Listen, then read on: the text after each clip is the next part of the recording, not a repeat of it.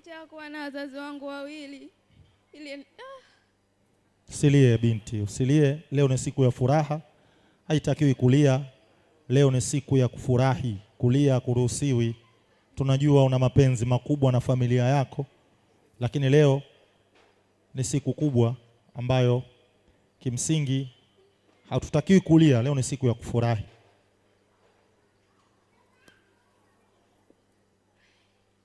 Wazazi wangu walinikabidhi kwa shangazi yangu na mjomba wangu. Walinilea kwa malezi mazuri sana. Malezi yao ndo amenifanya mpaka leo nimpata mume huyu. Mume wangu amenipenda kwa tabia yangu iliyokuwa njema na upole nilokuwa nao. Allah awape umri mrefu walezi wangu. Amen. Nawapenda. Tusimame tafadhali ambao mmemlea tafadhali. Tuwapigie makofi mengi sana sana sana.